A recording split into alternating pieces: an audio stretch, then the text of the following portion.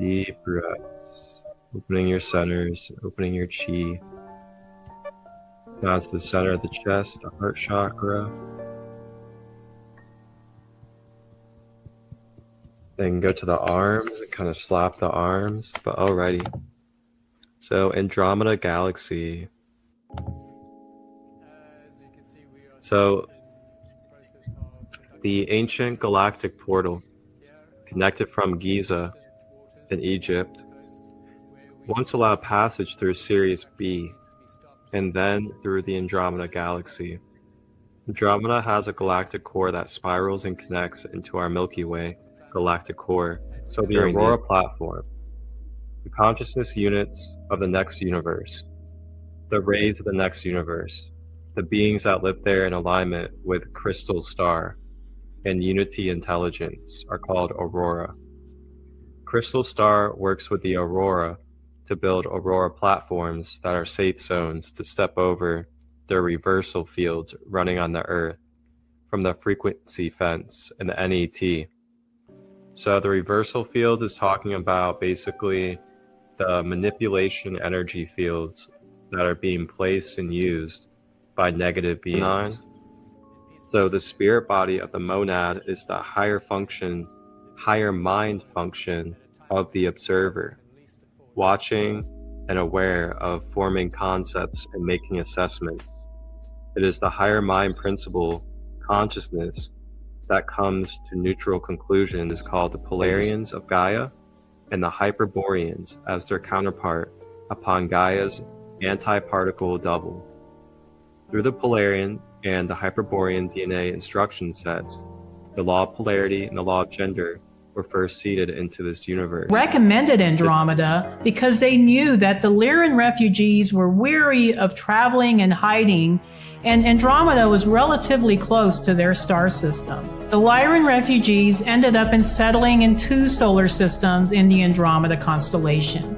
We know them as Star 42 and Star 44.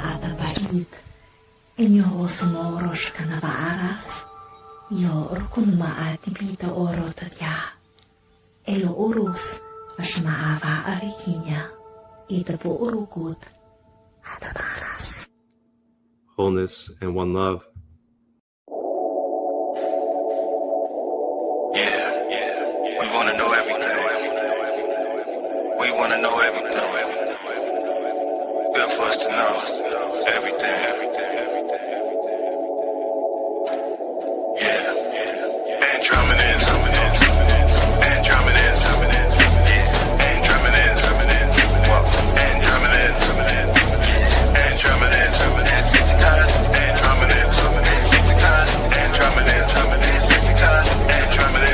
Andromedans. We're not no haters, no, we just want data. Teleporting from what you call Saturn. That's why we gave you Satan and a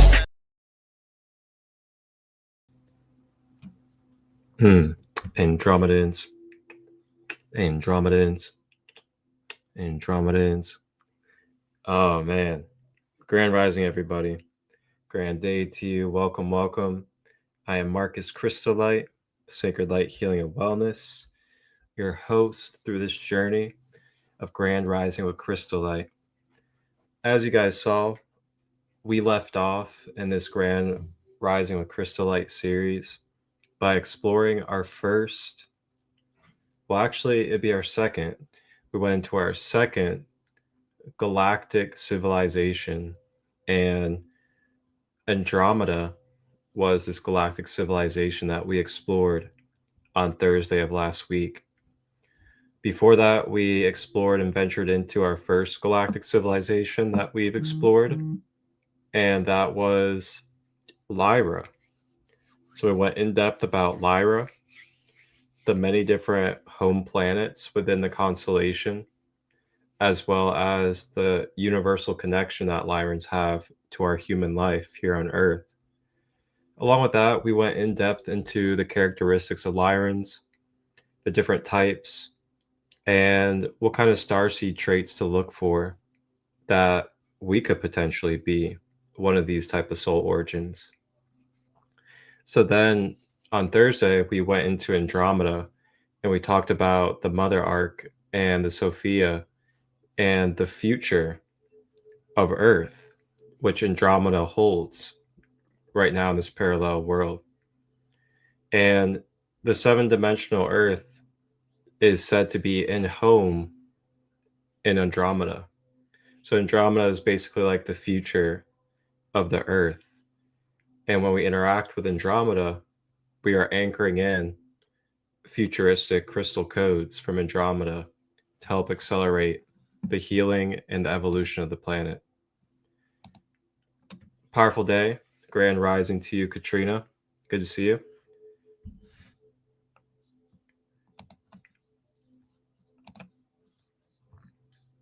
So, with that being said, let's go ahead and get a nice little preview of our exploration for today. And today on this live, let's go ahead and let the AI tell us what we're going to be tuning into. Why do so many people feel a mysterious connection to Orion's belt? Could you be an Orion starseed? Let's find out. Orion isn't just one of the brightest constellations in our sky. It's a cosmic legend tied to ancient myths and even modern spiritual journeys. Orion starseeds are souls from the Orion constellation sent to Earth with a mission to share knowledge, to seek truth, to awaken consciousness. They're often logical in thought and decision-making, deeply curious about how the universe works, deeply driven to unravel life's mysteries.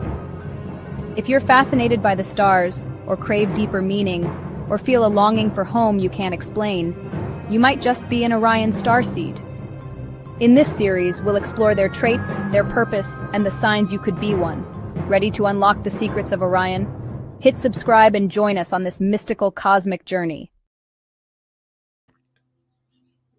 That's right. We are going to be exploring the pretty commonly known Orion belt. And not only are we going to be exploring the Orion constellation, but we're going to be going in depth into the type of beings and the type of starseed characteristics, as well as a specific time event called the Orion War.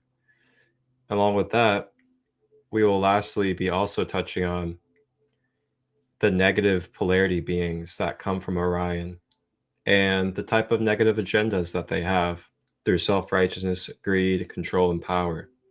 So we'll be talking about a wider range of things today as we dive in and talk about Orion. So now, before we move into our study of Orion, I kind of wanted to switch it up today. Typically, I do the self-scan, self-check-in, breathwork practice with a little bit of guided affirmations. But today I was feeling like doing maybe a collective card reading. So with that being said, I'm going to do a reading for us, for the collective.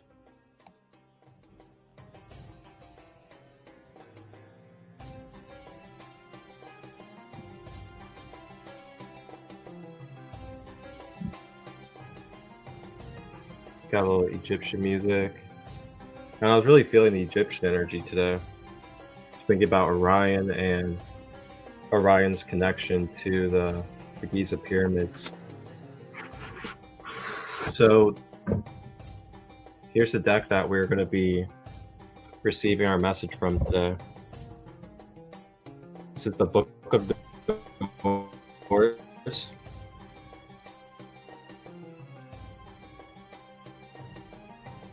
It's a ancient Egyptian deck. Good old frankincense.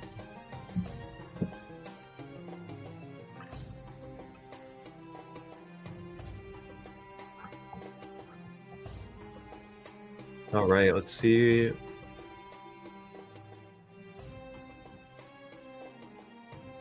Let's see what our Kemetic ancestors have to say for us, our collective.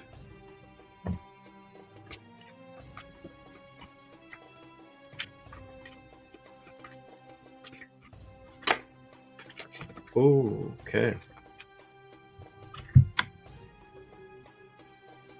So we have Shesmu 42. You can see there you got Anubis. You got him at the scale weighing the heart of the soul. Then looks like there's a bunch of other souls that are kind of like in purgatory, so to say. So what I'm seeing here is it looks like this is like the afterlife, or the in-between, so to say. And it looks like Anubis is at the hall of the weighing of the heart, which is the afterlife. And then what it looks like is this is all the souls that are waiting to have their heart weighed to determine their next incarnation or next journey. Pretty interesting. Let's see what it's all about. So we have Duat, Sheshmu 42,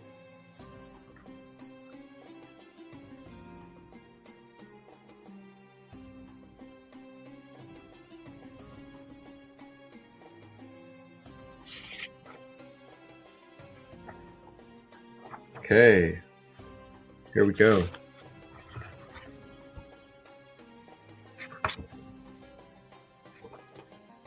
All right, so Sheshmu 42.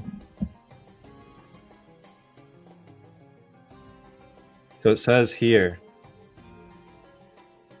I'm gonna turn this music down just a tad. So it says here, when the deceased has been admitted into the hall of judgment, he is confronted with the 42 assessors, or judges, of Ma'at. They are under her jurisdiction, for Ma'at is cosmic law, and the heart of the deceased is weighed against her feather. The ancestors, or the assessors, stand on either side of the hall, 21 to a side, and one by one, they hear the deposition of the deceased as he makes a solemn statement that he has not committed a certain crime.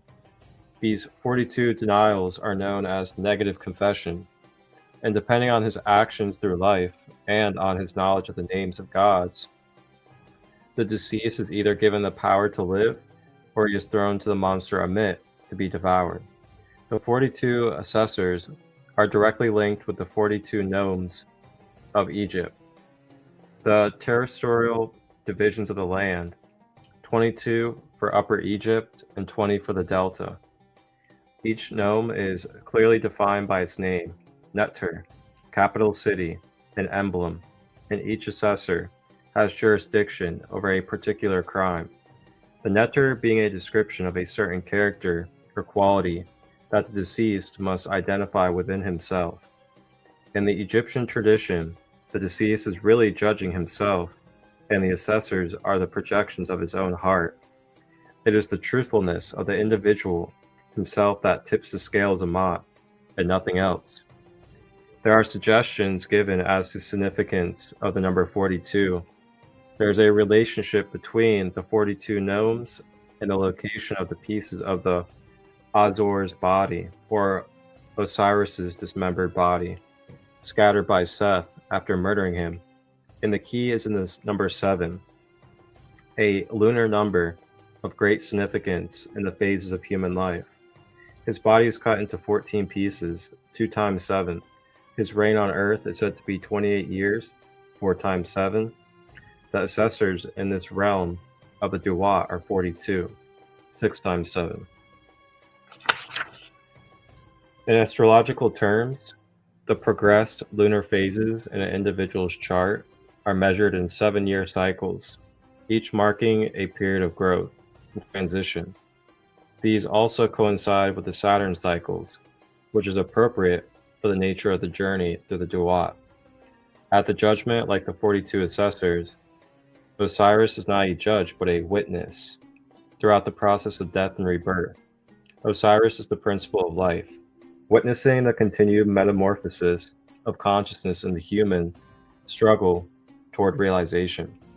The 42 assessors of Azar are the judges before whom the deceased must declare himself not guilty of the 42 sins. After the negative confession, the deceased may then call attention to the good he has done during life and declares to Azor that he has done Mot and purified himself with Mot, and that none of his members lack Mot. Finally, he must know the magical names that allow him to leave the halls of Mot, and he must pass the final questioning of Tehuti before entering the reigns of the blessed. The divinatory meaning: judgment by the self or others, but the outcome depending on the integrity of the quarrants. Purification. Wow. So it sounds like we're going through a time of purification, a time of deep self-reflection upon our hearts, where our hearts lie when it comes to the lightness or the density that we are holding on to. Are we holding on to negative emotions that are causing blockages, distortions, illness, aggression, fear? Is any of that in our hearts today? Are we feeling an ill way towards specific individuals in this world? Are we feeling a certain way about their path and their life, their choices? And are we carrying that, turning that into grudges, to biases, to division, judgment?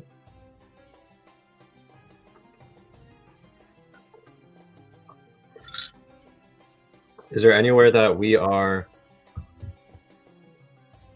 speaking down upon ourselves? Is there anywhere that we are, shorting ourselves of gratitude or shorting ourselves of the good feelings in life because of pain or because of past, things of that nature? So I just invite us all, if we wish at our own free will, to maybe just journal for a moment. Grab those journals, grab the phone, whatever it may be, and just take a moment to reflect and just deeply reflect upon if there are any struggles that you are having today. Whether it's identity, judgment, criticism of others, perhaps it could be a little bit of hate or a little bit of a grudge or anything that's making us feel separate or feel very very icky, let's just say. And I know there's probably some of that going on for a lot of us in the world right now. And as we sit with this self-reflective time, I just invite us to remember our breath, to remember frequencies, and to remember the beautiful tools that we have as we go through this journey of transformation. And may we also remember that, not everything in this world is personal. So be wise about what you're choosing to make personal and bring into your personal space with everything that's going on in the world. Although a lot is happening, it's up to us if we allow the outside world to be brought in as personal and personal to us in a way that we attach to it. So yeah, just take a moment to journal if you would like. We're journaling on letting go of attachments. We are journaling anything that is keeping us in negativity. And we are also journaling if there is anything within our hearts that we would like to cleanse and purify. This could be a grudge towards a family member, a community member, a politician, whatever it may be. It could also be self-limiting beliefs, or it could also be self-sabotage. If any of this is in your heart today, let's journal it out, reflect, use the breath, and release and let go as we move into this sacred space.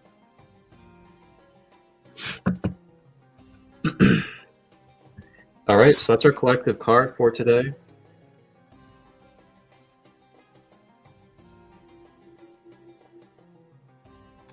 The 42 assessors, going into deep self-reflection of our heart and seeing where our heart weighs. Is our heart light as a feather? Or are we attached to the world and we're carrying grudges, karma, personal attachments to the world and the way that the world is operating? And last reminder again is, remember that you do not have to take everything personal in this life. It is up to you if you choose to bring an outside experience in the world and make it personal and consume it into your field and attach to it. That is completely up to you.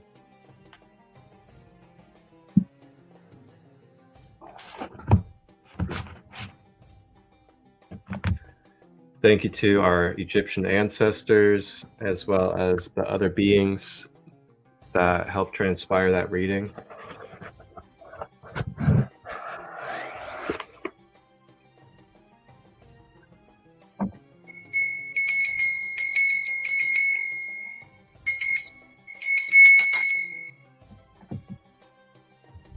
All right, let's get it.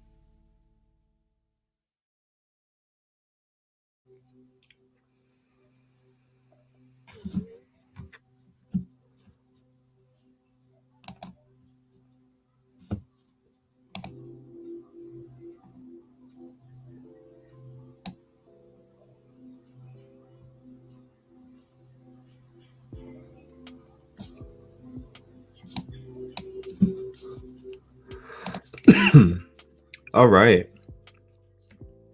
So let's go ahead and dive into our study for today.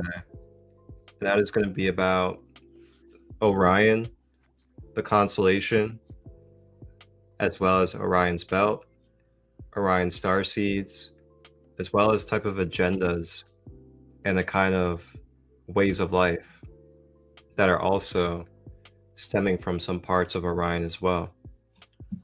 But we're gonna get deep. We're gonna get really deep into Egypt.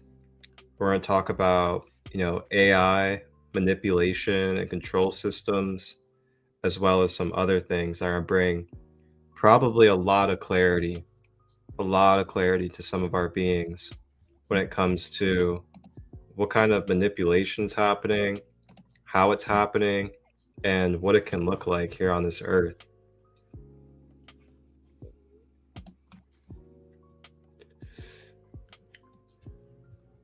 So we have Orion's belt, also known as the Three Kings or Three Sisters. This is a asteroid in the constellation Orion. It consists of three bright stars, Anatak, Analam, and Mentaka. The Thuban pole star during Egyptian invasion.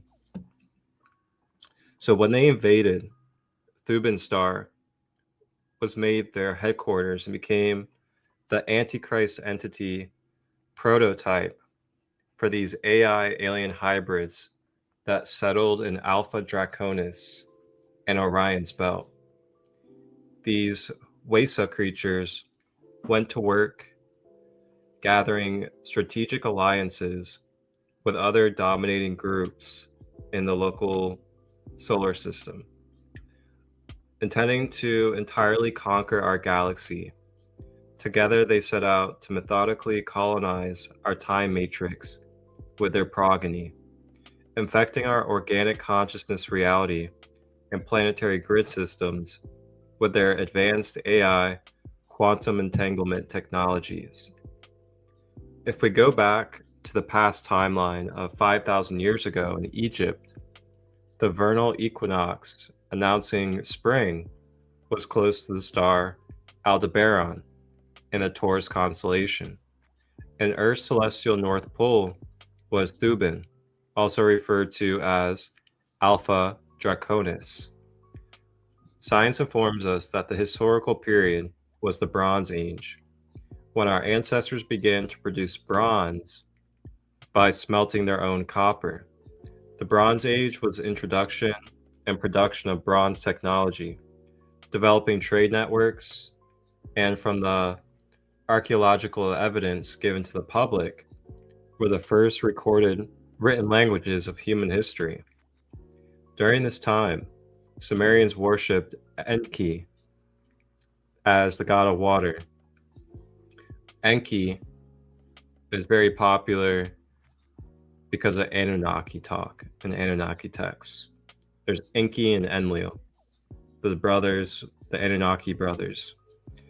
So Sumerians worshipped Enki as the god of water and saw him as the manifestation of heavenly bull in the Taurus constellation. See, like, we're already getting into some interesting stuff. So the Orion Matrix AI dismantling. With the newly active cosmic Melchizedek blue sun, triple solar masculine hosting shield, along with Aleasa, and access into the Eliason field, the restoration of authentic Melchizedek blueprint records brought deeper comprehension of the Orion groups, alien machinery called Orion Matrix, and its many wormholes connected in Orion's belt. Orion Matrix AI had failsafe programs blended with other AI systems that were covert and hard to track. As the system had several backdoors built in the survival of the AI's master programs running in Orion's belt, this section of Orion's Matrix AI was designed to reformat itself through Orion War and Electrical Wars timeline histories to boost up automatically in case the main server location was destroyed. Oh, give me just one moment.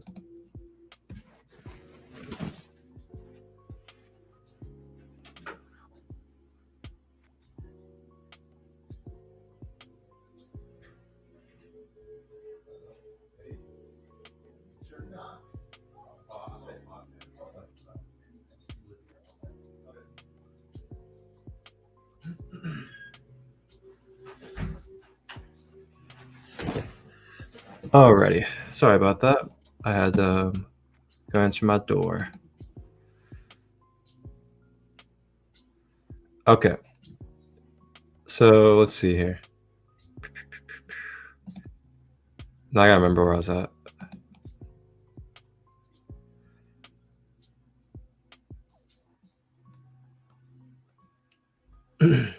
Okay.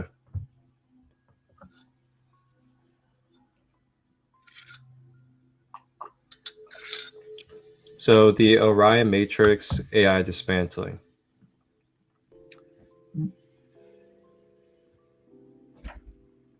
With the newly available cosmic Melchizedek blue sun triple solar masculine hosting shield. Okay, that's where I was at. All right. So the Orion Matrix AI had failsafe programs blended with multiple other AI systems that were covert and hard to track, as the system had several backdoors built in the survival of the AI's master programs running in Orion's belt.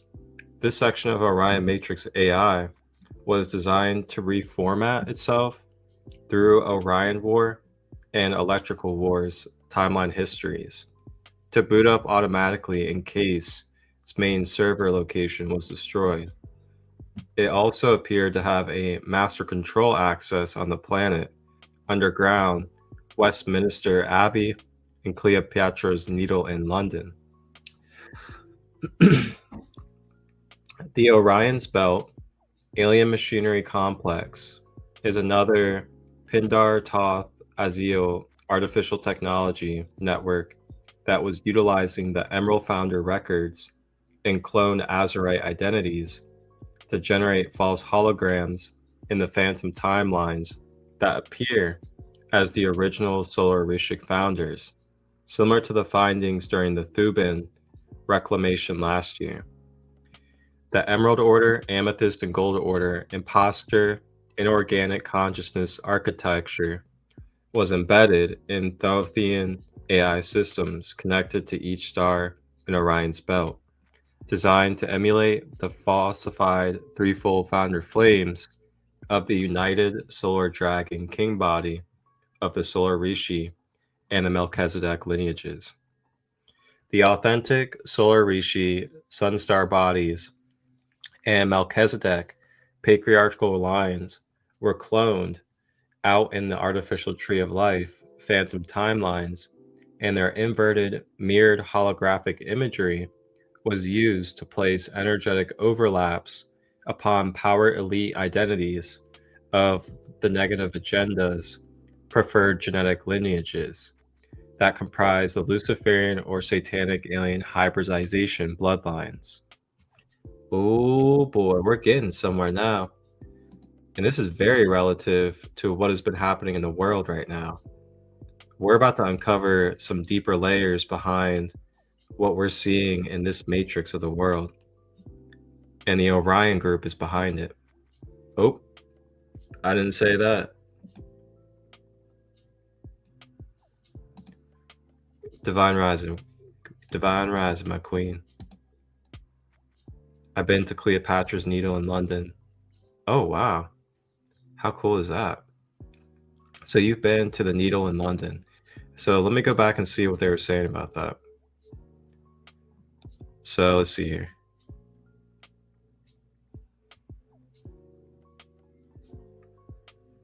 Okay, so what they were saying with the London Cleopatra's Needle, it's saying that, so the section of Orion Matrix AI was designed to reformat itself through Orion War and Electrical War timeline histories to boot up automatically in case its main server location was destroyed.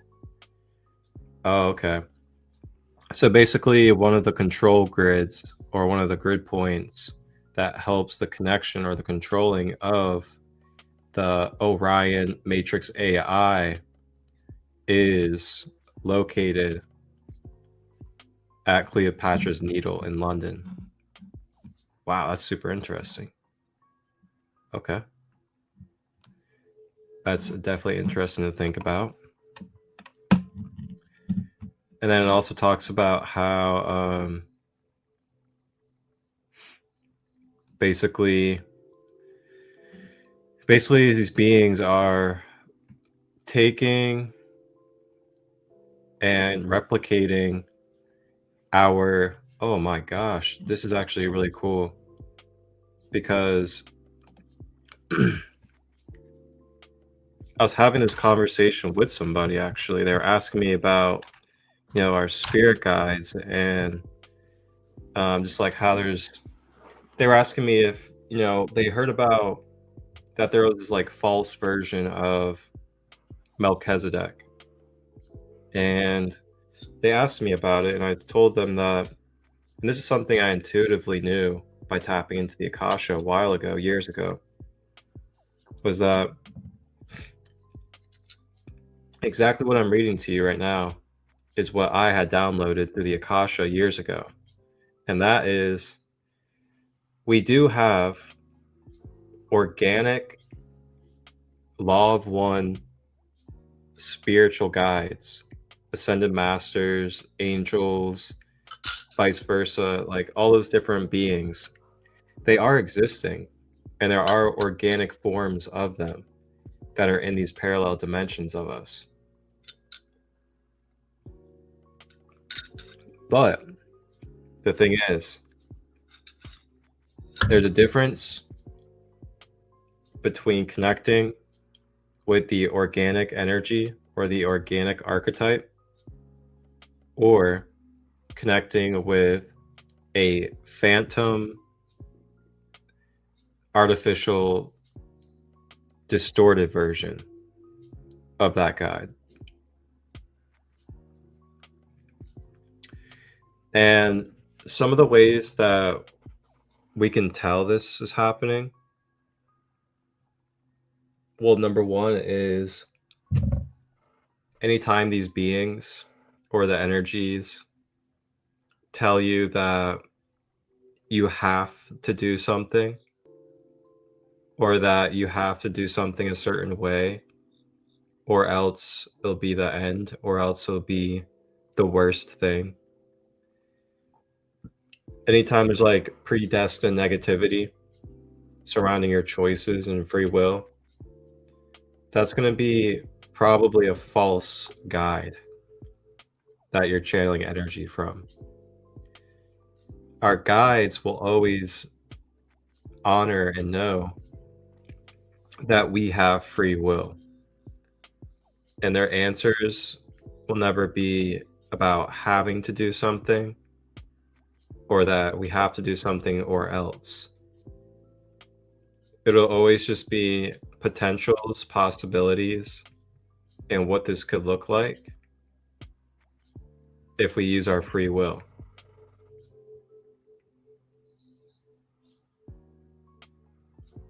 So it's key that we are definitely discerning what we're channeling, who we're channeling, if we even should channel.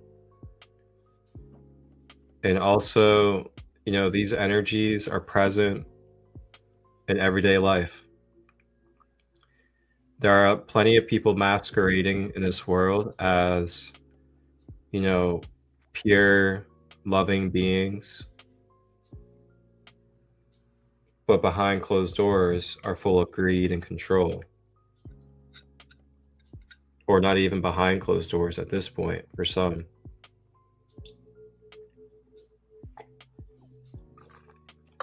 So with all this being said, as we continue, just be wise and discern the energy and information that you are receiving from individuals. Trust your intuition, that gut instinct that you have, because it will always tell you the purest answer. Now it's up to you if you listen to that, or if you reject it or suppress it. But your gut instinct will always have that divine signal of what is good and not good for you when it comes to resonating. So let's continue. So yes, there are like pure balanced versions of archangels and ascended masters that help uphold, you know, the structure, the balance of this universe that we're in. But then again, there are shadows, and there are also false versions as well. And we're going to continue and read more. Another way you can tell too, if something is a false guide or if they are a true guide for your spirit, is a false guide is going to make you worship them. A false guide is also going to have you put them on a pedestal and make you feel like you have to only go through them in order to have the power and connection to the source or God creator. And that's where things get a little choppy when it comes to Yeshua the Christ, who some like to call Jesus. Yeshua, when you study his pure teachings and embodiment, is basically accessing the organic archetype of Yeshua Christ. But then, if you go into this pure worship, pure idolizing, pure pedestal living, and you don't even try to embody try to walk in the wisdom and in through the teachings that he gave his yoke, he gave his yogi to us to remember that we are the yogi, then you're more than likely going to be tapping into an artificial version of Yeshua or Jesus Christ's energy. So it is a true difference, because the way that we perceive our reality is going to trigger the mind, body, emotion experiences that we have in our individual uniqueness. So as much as we think it may not really matter, it actually does if you want to have a conscious life. Or else you'll just be driven by the unconscious ways of life. So those subtle differences you can notice because, you tap into Yeshua as your brother instead of someone that is on a pedestal. You completely assemble a different reality construct of the way that you're viewing your relationship to Yeshua, which is the relationship to Christ consciousness. And when you see yourself as an equal to Yeshua, remembering that you're both souls that are eternal in a human incarnation, and that you're both able to channel divine energies because you are one with the divine, you're opening up a whole new ball game of the way that your mentalism or your mind is now constructing your universe. And then the more that you feed that, the more that projects as your reality. But the more that we feed, I'm this is pathetic human, I'm a victim of life, I gotta have something outside of me to make me feel like I have a connection to the Creator, then you're just going to get more of that miserable victimhood type of lifestyle because you truly believe in it. How do you believe in it? Well, you believe in it because you keep talking about it. You keep acting like you are in that embodiment. And that's the key. What are we saying to ourselves? What are we talking about on a daily basis? Are we just running off of our reptilian brain with these Orion programmings that self-sabotage us?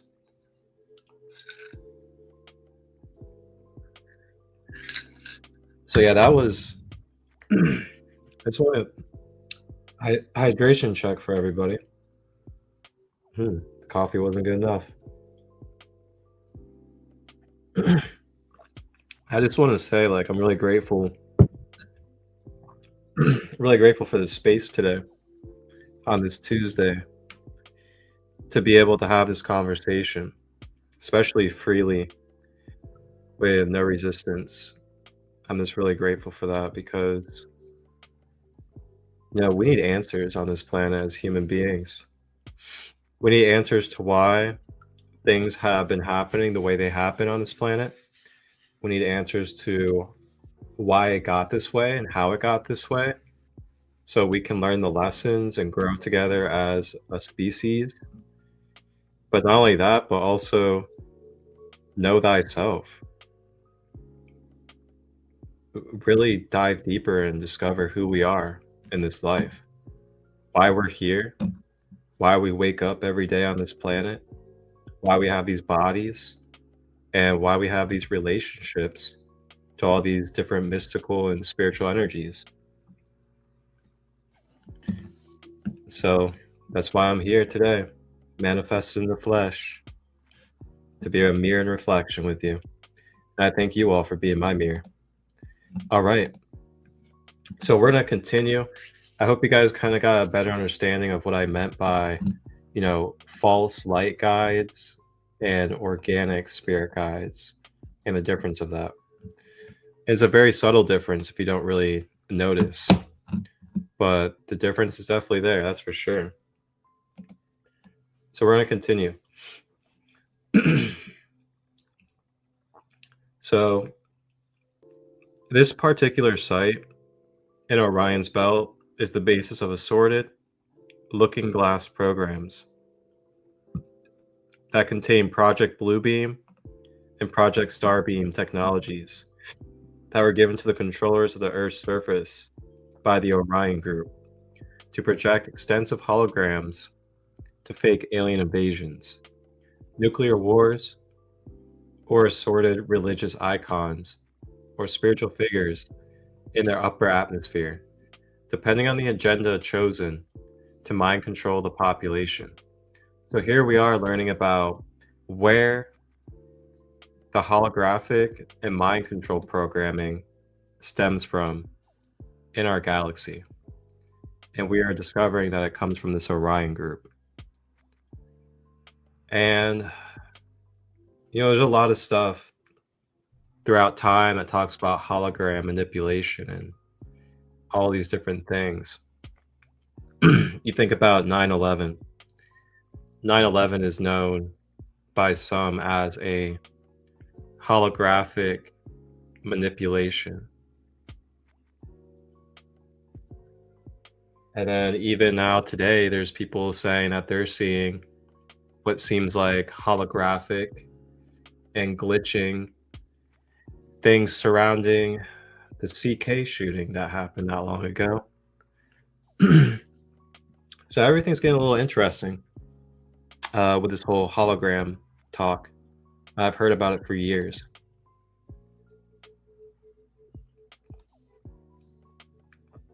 So, they talk about Project Bluebeam.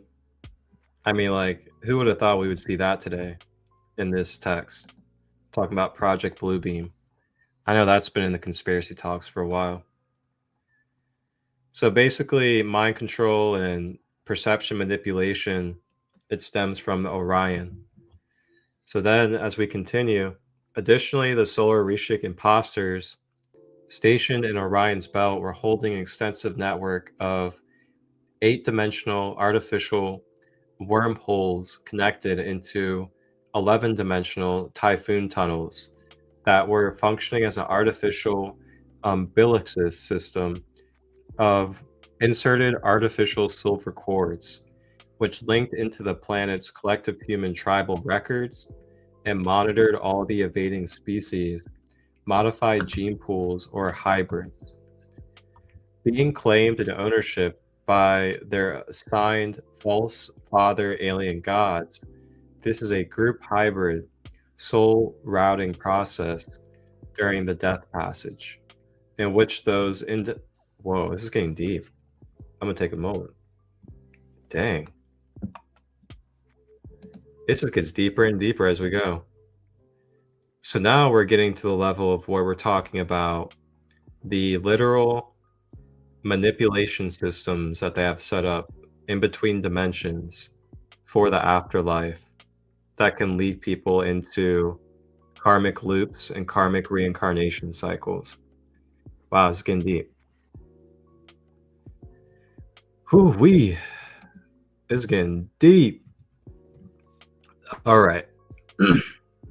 Phew.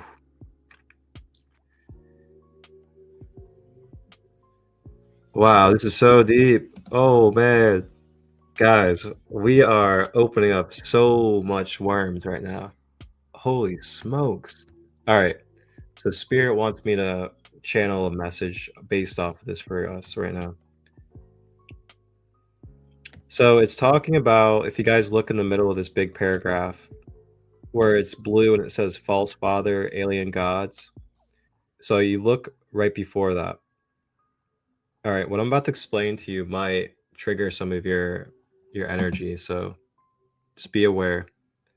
So it's talking about how basically they have all these control and mind manipulation programmings and ways that they use through the 8-dimensional artificial wormholes that connect into the 11th dimensional typhoon cycles. And these were functioning as artificial umbilicus systems or inverted artificial silver cords, which linked into the planet's collective human tribal records and monitored all of the invading races, modifying gene pools or hybrids. Being claimed in ownership by their assigned false father alien gods. Now that right there is key to think about. Being claimed in ownership by their assigned false father alien gods. So what I'm connecting from that is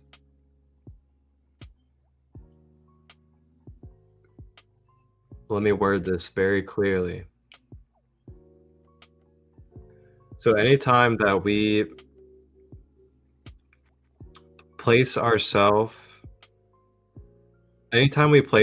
underneath a spiritual figure or any kind of figure, religious figure, as something on a pedestal,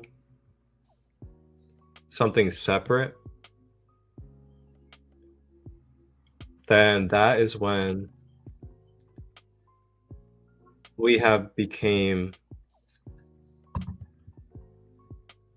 under ownership of that entity. Let me say that one more time, because I know that could have been like, wait a minute, what did I just hear? But anytime we energetically and sovereignly consent ourselves to worshiping and placing a entity or energy outside of ourselves as something better and on a pedestal than who we are spiritually, then we are giving consent and placing our own self under the ownership of that energy or entity.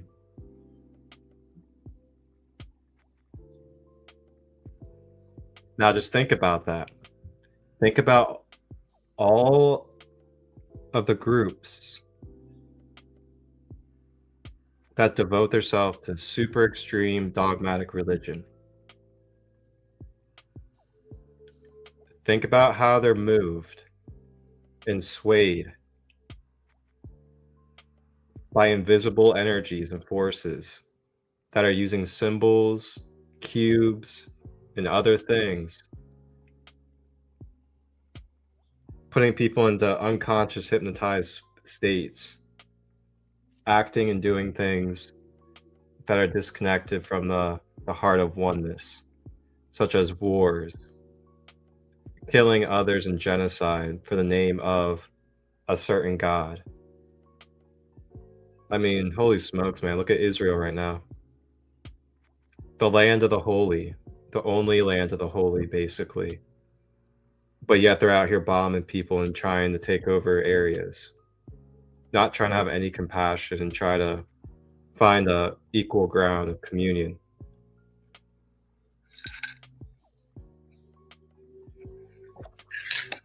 Interesting.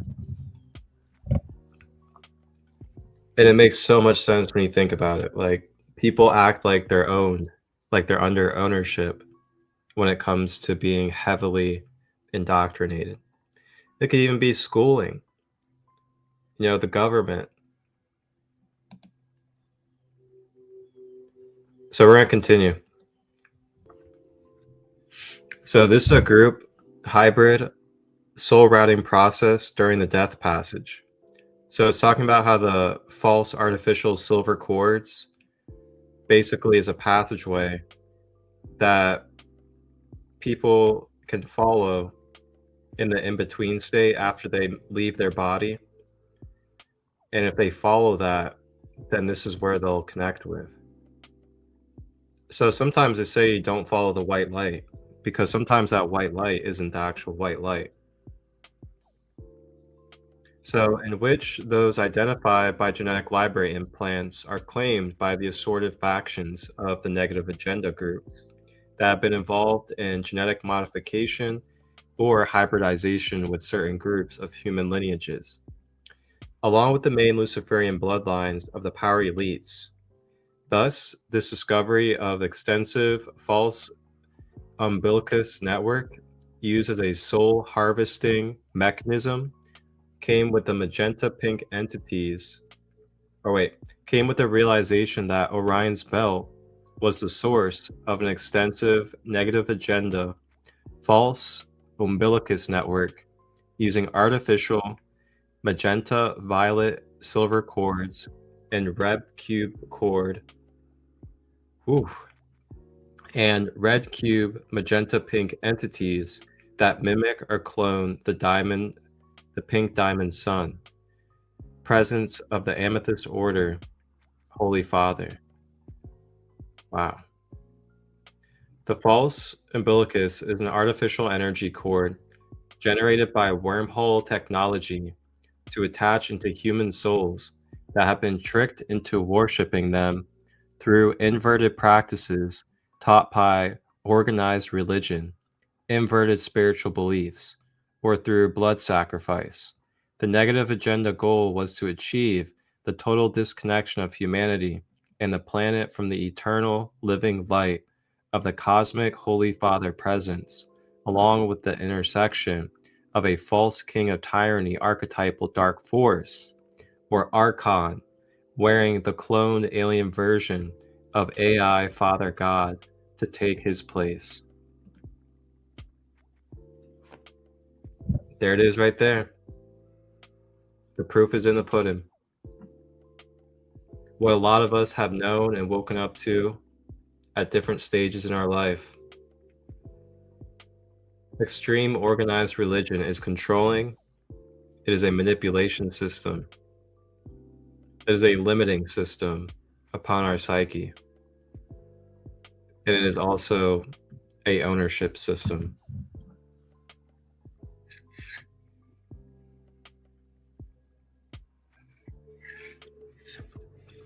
Now, if you believe that you need to be owned by another being, then feel free to believe that you need to be owned by another being. But I know for myself, I know I'm a free, sovereign being that is the source, the creator, experiencing its own self with free will. And my free will tells me that I do not want to be a part of that game. I don't need to remember. I already remember.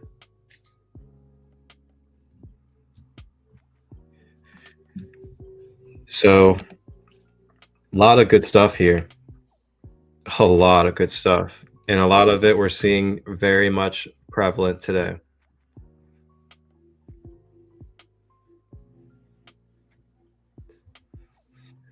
Wowzers.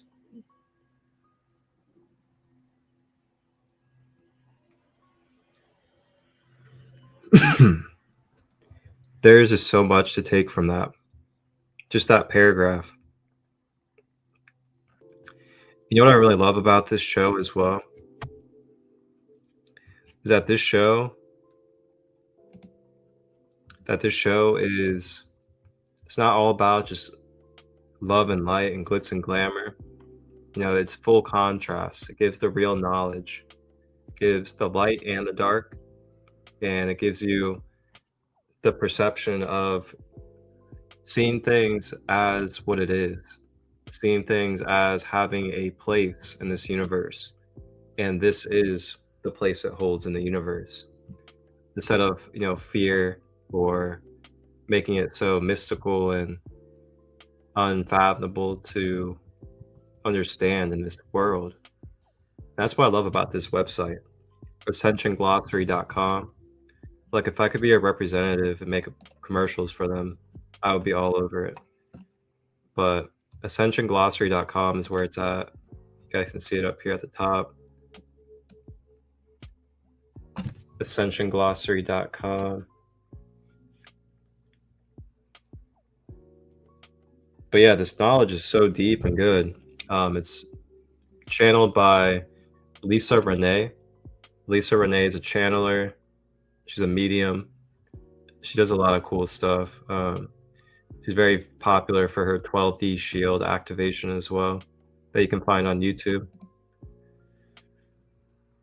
So, wow. So much here.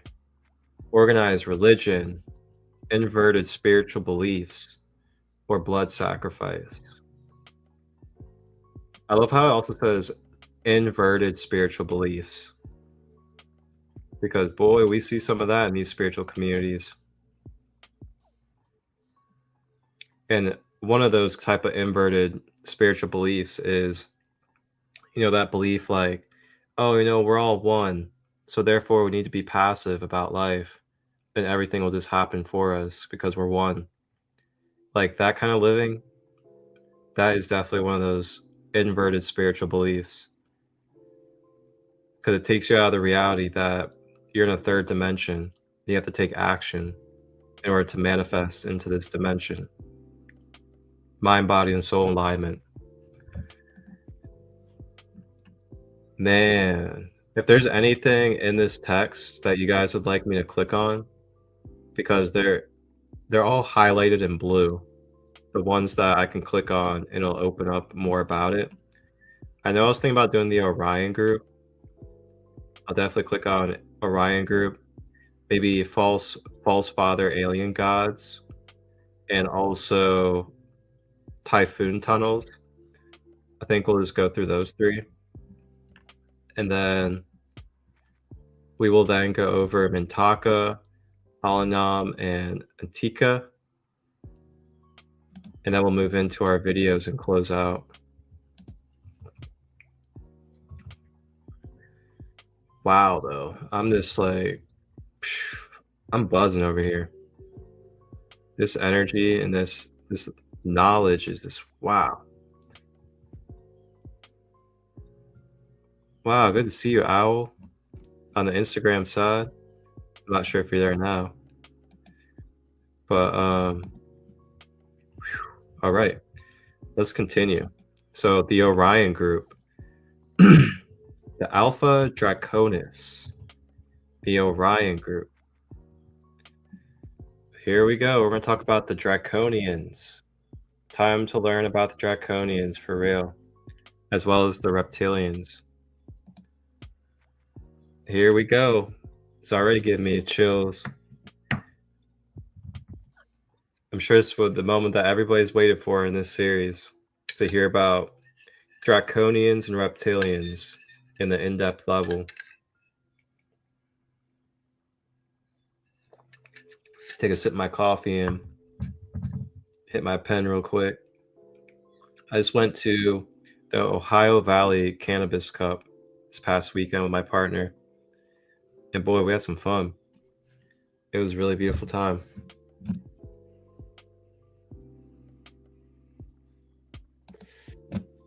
All right, let's get it. So, the direction of life force is hierarchical and managed by the Alpha Draconis system that spans between the Draco constellation and Orion. However, multiple conflicts exist within the system, and the fight for its resources exists among many species. The reptilian and draconian levels of contingence. There's a vast system of bottom feeders and defectors. The Orion group is a satanic force that has a predatory ideology that uses females as slaves or breeders while seeking territorial dominion on other planets within their wearing and killing culture. I'm gonna read that one more time for you guys, because as I read this, I want you to think about the darkness and the things that have been hidden from the government and other corrupt areas of this world for so long. And as I read this, I want you to think about the corruption that has been in this world. You know, between trafficking, between the sexualization, between the children, like all these different things. Just watch. So, the Orion group is a satanic force that has a predatory ideology that uses females as slaves or breeders while seeking territorial dominion on other planets within their warring and killing culture. Their position in the negative agenda and its consortium of negative aliens is called the Black Sun Program. They are a predator force with a predator mind, which is mainly responsible for creating much of the negative ego in humanity through mind control programming. They have introduced financial and debt enslavement systems to planet Earth through the banking cartels. I mean, boy, how much more blatant and how much more clear do we need to be today about the negative agendas on this planet and where it's coming from? Boy, we are unraveling, and we're going to take our time with this episode. Even if it goes into 2 hours, we're going to be... Spirit is very precise today, and what we are unraveling and the way that we are seeing this world right now today. Whoever is getting these codes, oh boy, take some moments after this today and just really think about the state of the world and what we're seeing. And believe it or not, the more of us that become aware of this, the more we can bring conscious change to the energy field more quickly. Okay, so here we go, continuing. So it's talking about how these Alpha Draconians that are part of the Orion group, they have been behind basically the trafficking and the enslavement and the breeding of the females on this planet. And then on top of that, they also have been behind the mind control programming that is feeding into the negative ego of our human selves. So you think about the mainstream music industry, you think about Hollywood, and then it talks about introducing the financial and debt enslavement through the banking cartels. So you think about the Rothschilds, you think about basically, those 8 to 10 families that are behind the media and the banking and the oil industries. This is what we're directly speaking on right now. Like, we are directly speaking on the information that is not, that certain beings do not want spread and do not want people talking about publicly on a massive level, which is why you saw what happened a couple weeks ago. So we're talking about exactly what you think right now.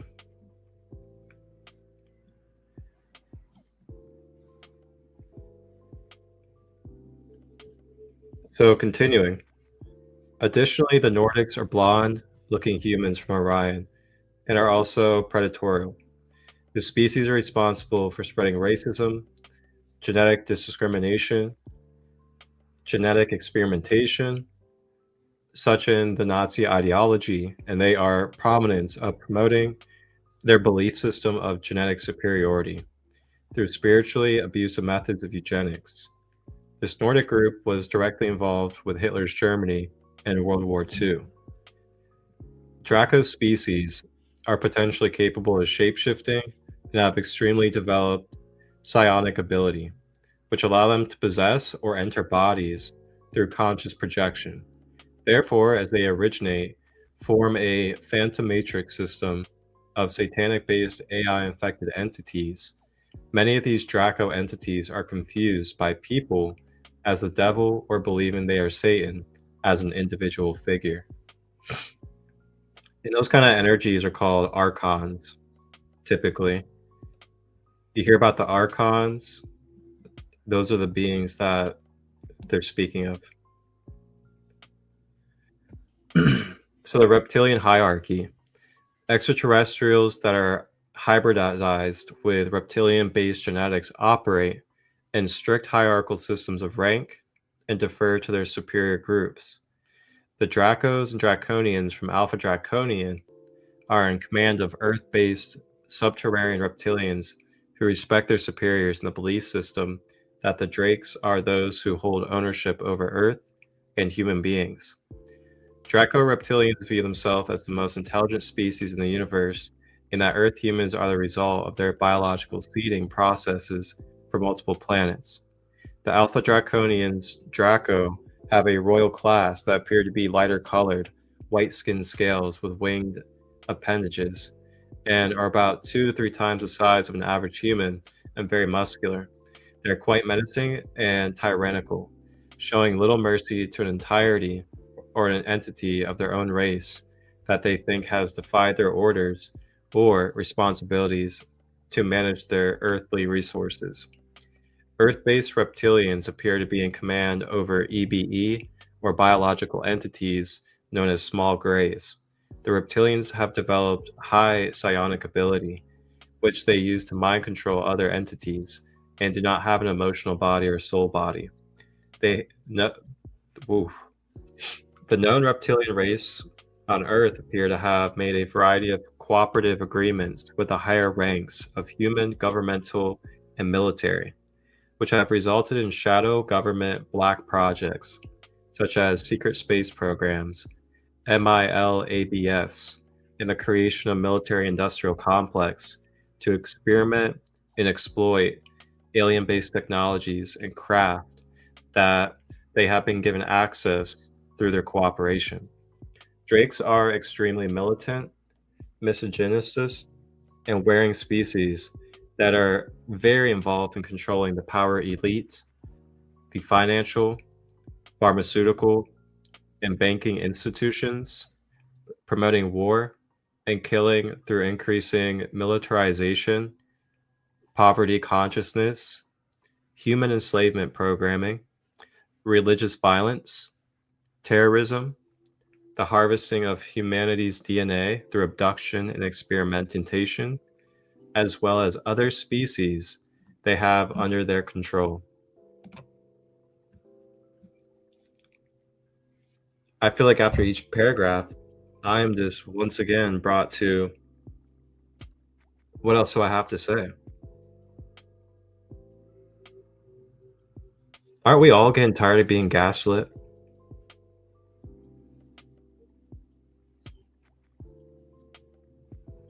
Because here it all is, right here. What a lot of us have known and woken up to for years is blatantly stated right here.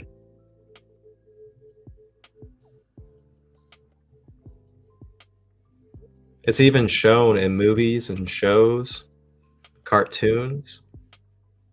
Don't even get me started about the cartoons. Watch this.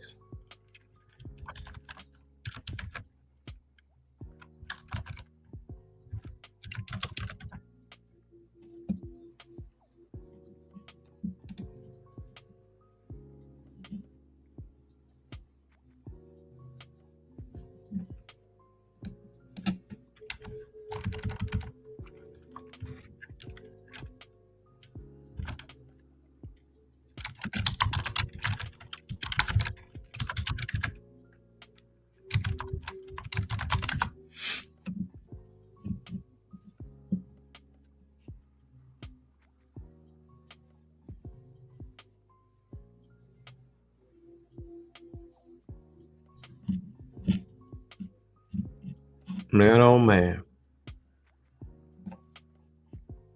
So check it out.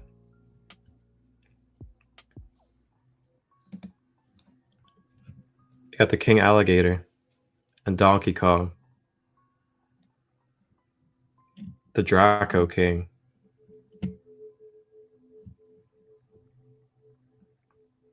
So there's one example.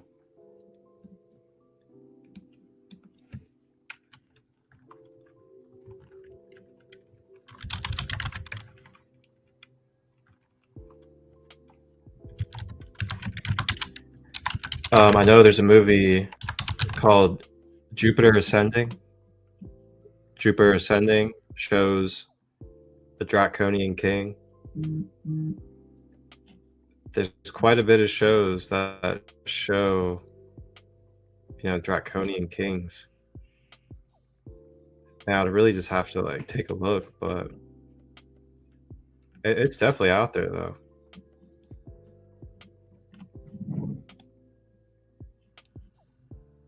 So it's pretty fascinating how this stuff gets shown. So we'll continue. The power elite. Oh, snap. Is that something we should click on? The Galactic Wars, the Pleiadian Wars, Prison Planet, Draconian races. Wow, there's just so much to read, guys. Golly. All right, we're going to continue then. Because, wow, there's a lot. So, the Galactic Wars. The main battles in human galactic history were fought in the constellation of Orion. So these many wars are referred to as the Orion Wars. In our universal time matrix, the wars started over territories in Lyra. But soon the Lyran Wars spread to the constellation of Orion. It became a war between false king of tyranny mindsets and ideologies with the ideology of service to others, which follow the law of one. Essentially, this is the seed of the war of consciousness between Christ and the Antichrist. Pleiadian wars with Alpha Draconius. While the window of opportunity was available, Emerald Guardians covertly negotiated treaties with neighboring civilizations, such as the Pleiadians, that had been warned with Alpha Draconian entities for aeons. Galactic alliances and task force were formed in order to better understand the carnage, destruction, and assimilation of entire planetary civilizations that these Westa black hole entities leave in their wake.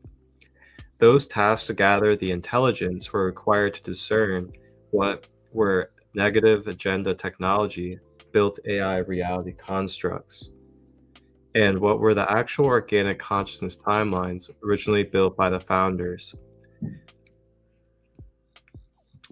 Wow, this is so deep. So it talks about, through the ongoing insertion of stacked booby trap AI timelines, there was a slow and gradual infection that went undetected. The use of incredibly advanced quantum entanglement alien machinery technologies was largely misunderstood by many other star races who did not comprehend the alien cube clone warfare dynamics playing out on Earth. The alien cube. Boy, don't even get me started. Prison Planet. The Guardian host has revealed the alien machinery and NETs are used for consciousness wiping all planetary inhabitants, bringing attention to the false light using the false ascension matrix, as well as the repeated cycling of souls that are routed into consciousness traps that make the Earth a prison planet. During the ascension cycle, the Crystal Star Guardians are essentially on a rescue mission to help the planet ascend and liberate the souls on Earth from mind control.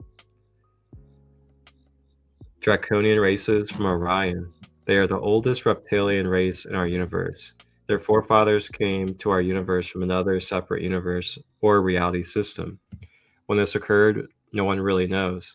The Draconians themselves were not really clear on what they got here.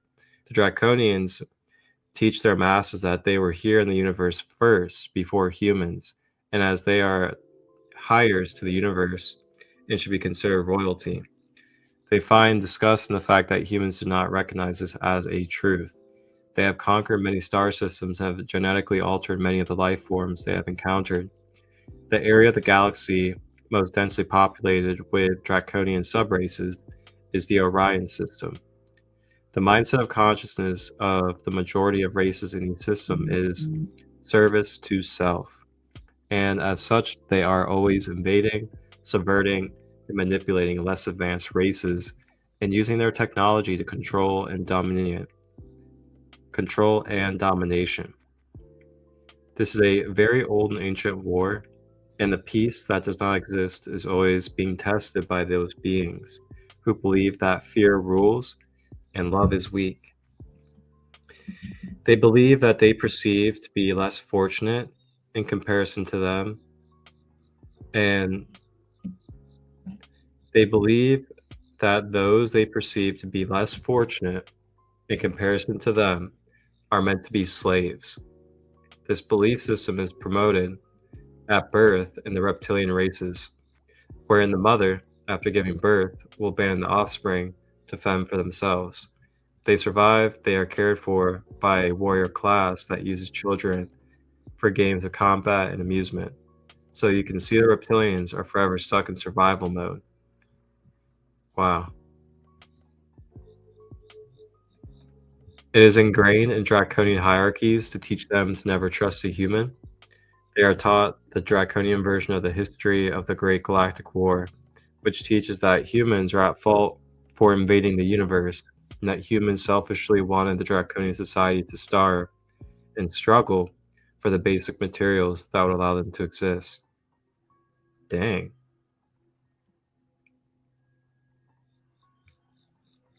Black Sun DNA.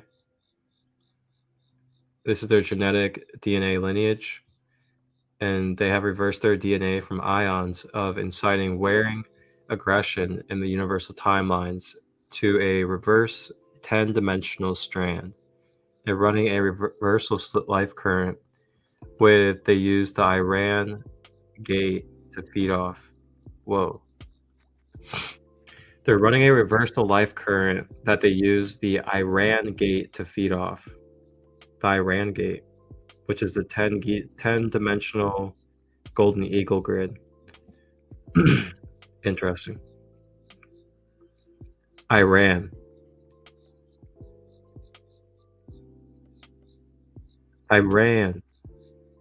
Guys, think about what's going on in Iran. This is why they perpetuate the reversal 10-dimensional current on planet through the area they have control in the Middle East, Iran, and Iraq. Think about what's happening right there, right now. Think about it. Think about it. Guys, think about it. This is wild. It gets deeper and deeper. Oh my gosh. Yo, guys, think about this again. The universal timeline, the 10-dimensional gateway grid is in Iran and Iraq.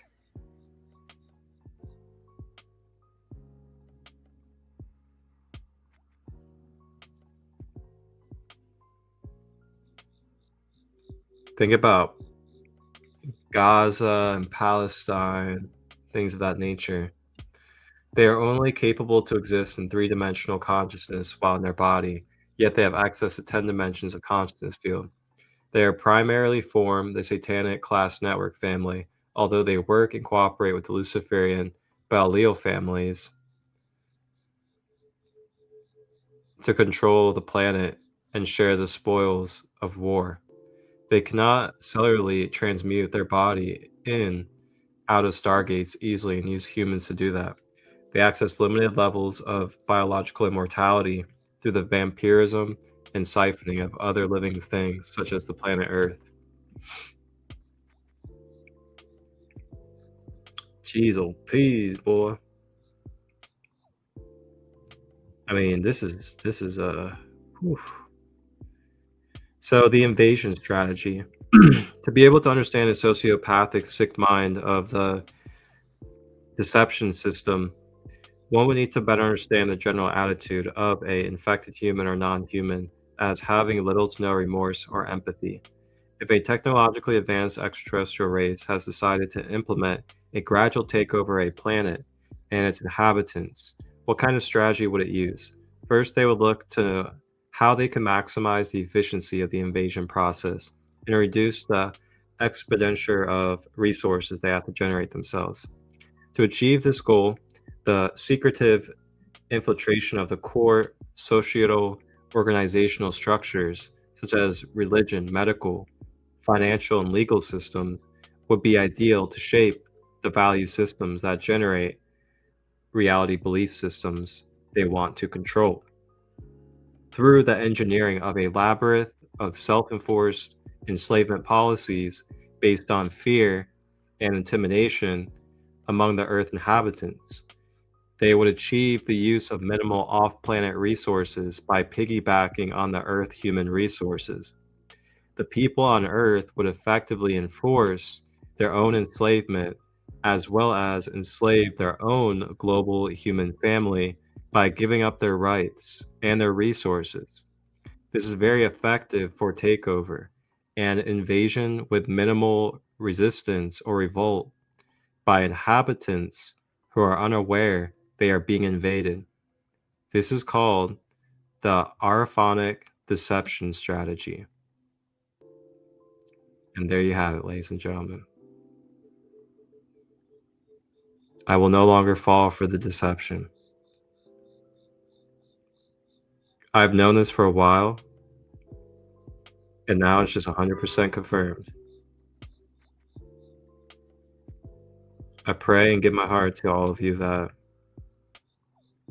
will one day see this in whatever type of way, whether it's through me or through another being.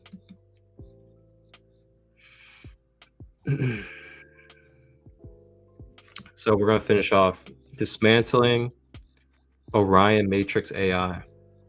This particular site in Orion's belt is the basis of assorted looking glass programs. So looking glass is just like in Alice in Wonderland. The looking glass is also talked about in Trump's family.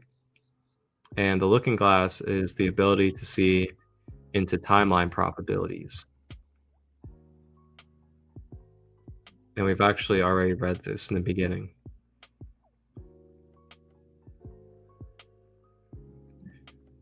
So typhoon tunnels. These inorganic tunnels and their wormhole tunnel systems produced from anti-life mathematical programs designed to vampirize living things are reversing the spiral direction of organic life's core, form its natural movement towards an ascending northern pole. Instead, the alien machinery is forcing life force energy to move downwards into a descending reversal pattern toward the southern position.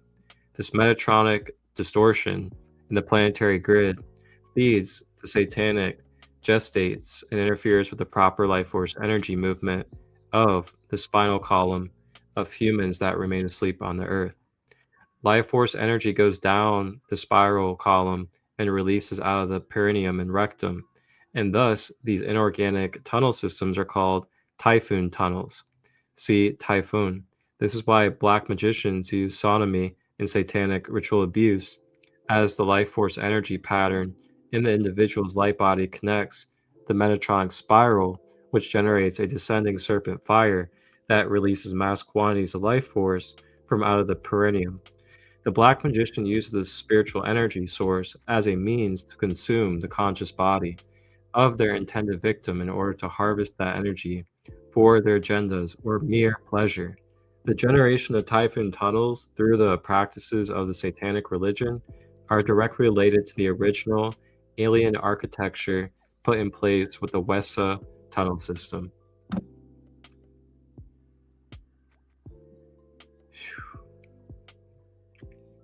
I mean, there's so much more that we can go over here in this text. It's wild.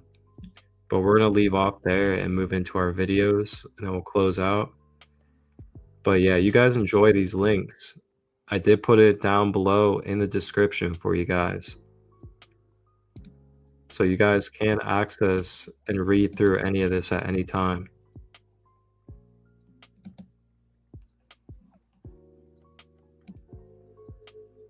Wow.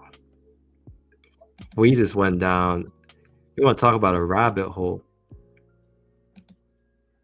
That was not just a rabbit hole. That was that was exactly where the rabbit hole leads to. Like, we just went down the rabbit hole and found exactly where the rabbit hole directly goes. Because wow, so many answers just came through.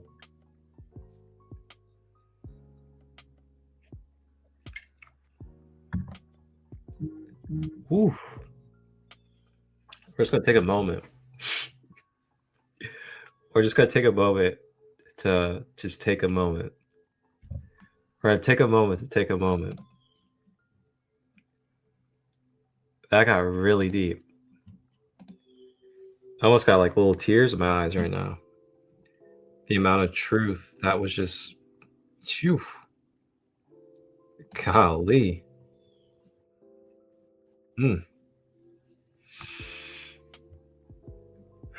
I'm glad this is a nice and slow Tuesday. Because, man, I'm feeling it today. It's beautiful. I got some Metatron music playing in the background today. 963 hertz.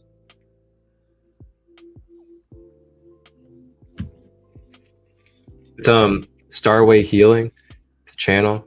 It's one of my favorite channels. They're pretty cool. I'll show you guys. They got all sorts of good stuff. They'll do, that's what they look like. Starway Healing. But they have like, you know, violet flame, all the different flames, the gold flame, the white flame, the blue flame. They'll do like Isis, Archangel Michael. They'll do like different crystals, all sorts of cool stuff.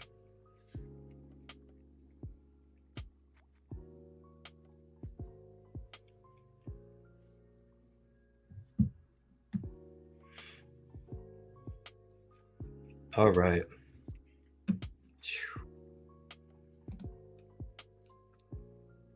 What a episode today. Alrighty. So I'd like for you guys to check this out, and then we'll dive into our videos and close out. Coming up later today at 4 p.m. Eastern, which is also 1 p.m. Pacific time, I will be producing a fresh episode of Soul Awakening with Sandra Marshall out of Long Beach, California. And she is on episode 4 of her journey of talking about living karma and dharma in our human life. Here is a preview for you guys to tap in later today.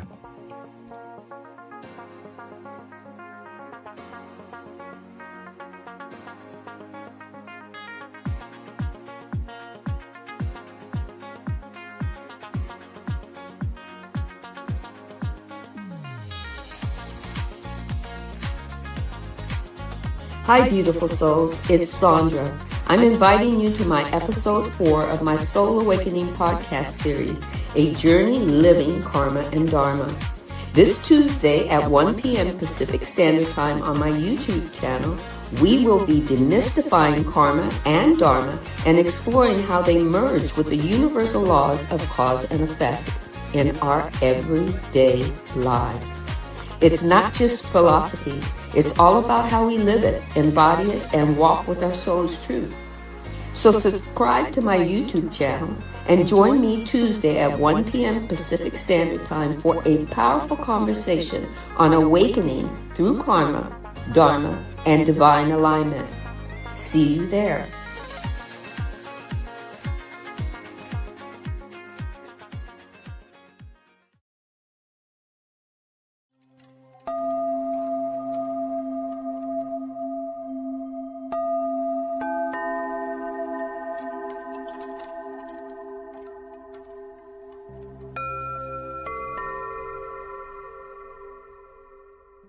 Millions of your years ago in the ancient systems of Orion, there was in that system a society under great suppression, great oppression, great negativity, great hardship, great difficulty.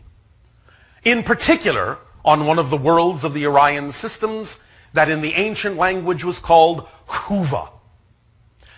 Huva, in that sense, was the central seat of the Orion government, which again was very oppressive. You can see the representation of the idea, the symbol of the vibration, of transformation that over time took place in the Orion systems by looking at the 3-bar banner on the lower left that is represented at the bottom by a black bar, in the middle by a red bar, and at the top by a white bar, showing that the transformation from negative to positive has occurred in the Orion systems, but it occurred through the middle bar of red, through the experiences of life, through the pain and difficulty and suffering of the beings in that time, through the blood of the people. Now, this story of the Orion systems took a long time to work itself through. There were resistances, what you would call underground movements, in the Orion systems, fighting against the suppression, fighting against the oppression, fighting against the negativity. The translation of those resistance fighters in your language would be the Black League. The Black League took their name as the idea of being invisible, being in the dark, being hidden, being surreptitious, so they could fight the fight they believed they had to fight against the oppressive governments of the ancient Orion systems. However, one of the very great lessons they learned in that time was the idea that if you fight fire with fire, you just get more fire. And the idea of using the same violent tactics against the government that the government was using against them did not really work out very well for that resistance movement, and it created an increase in the suppression and an increase in the negativity, and thus they learned that there must be another way. And in learning that there must be another way, they began to approach the idea of the negativity with positive energy, positive vibrations, and over time slowly transform the Orion systems from darkness into light, from negative into positive, through their sacrifice, through their pain, through their blood. But the idea is that many of the ancient Orions also made a connection to the idea of wanting to work this out on many different levels interdimensionally, and so created for themselves incarnational connections to other star systems that had the vibrational energy that would allow them to go through a process of transmuting this negative energy into positive energy. One of those systems was your solar system. Now, this again was millions of years ago. But some of the first incarnations of ancient Orion energy occurred on a planet that is now what you call your asteroid belt. It no longer exists as a planet. And it was known by many names, but we will choose the idea of Maldek to represent it.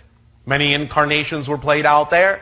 Much of the ancient Orion negativity was played out there, and eventually the vibration of that negativity was too much to handle and created circumstances and situations that ultimately destroyed the planet through collisions with other planetary bodies in the system when it was young. The incarnations then moved to the next habitable planet, which you now call Mars. At the time it was inhabited. Again, the ancient Orion systems worked themselves out to some degree, but there was still a lot of negativity to be worked out, as this process took eons and eons to go through. When Mars also attracted to itself the idea of a negative experience of destruction through the bombardment of asteroids that ripped away its atmosphere and turned it into the relatively desolate planet that you now understand Mars to be, then the incarnation shifted about 6,000 of your years ago to the Earth plane. Now, this does not mean that the destruction that took place on Mars happened 6,000 years ago. There was a lot of interim time in which, in other dimensions, the Orion energy was playing itself out and going through different processes until it was ready to come into the Earth vibration. The idea of the introduction of the ancient Orion energies and that process of going from the negative to the positive began to play itself out upon its arrival in the area on your planet you call the Middle East. And in this way it introduced a lot of that ancient negative energy that has still to play itself out on your planet, although it is transforming in this day and age. But as you can see by the banner of the Orion ancient systems, of the red and the black and the white, you will see this throughout your history in oppressive societies, especially what you would call the Nazis. In that was their colors as well. So you will recognize that this ancient negative Orion energy is playing itself out in a variety of ways through many of the things that are going on now on your planet with respect to terrorism, with respect to warfare, with respect to all these kinds of energies that are now getting themselves out on the table, out in front of all your faces, so you can finally decide if you are truly done with this process and transmute all this negativity in a positive way into light, without the idea of having to go through the suffering, the strife, the struggle, and the pain, and the shedding of the blood.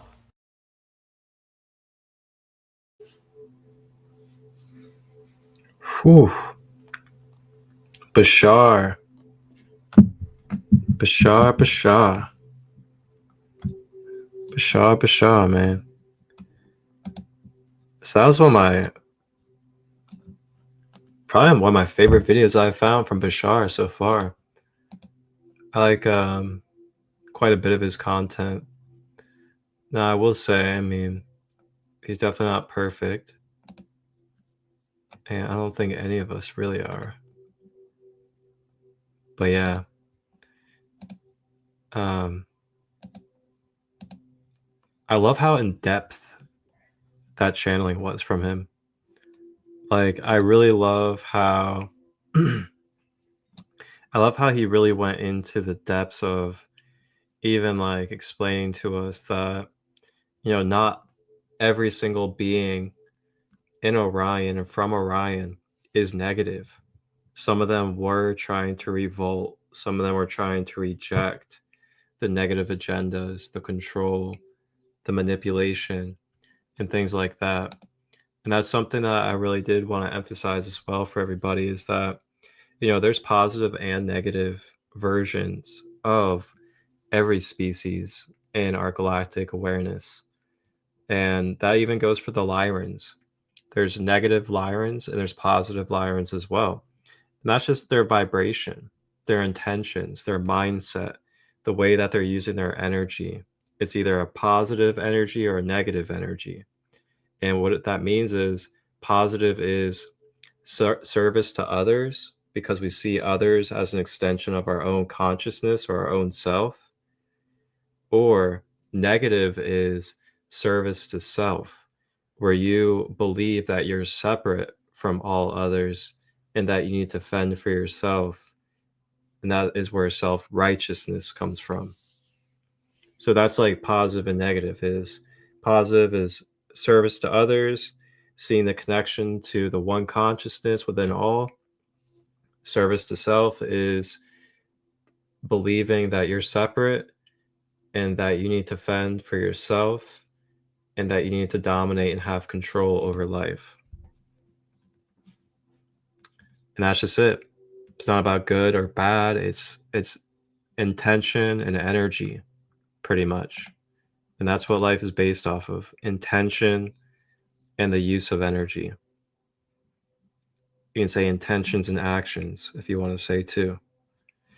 So yeah, Bashar is a great guy to look into when it comes to channelings and things of that nature. But we'll go ahead and continue. Are you a Orion starseed? Welcome back, starseeds. Before we get started, please don't forget to subscribe and also check out my description below for free moon reading and how to attract wealth with your DNA. Let's begin. Orion starseeds are individuals who are believed to have originated from the Orion constellation, located in the southwestern sky.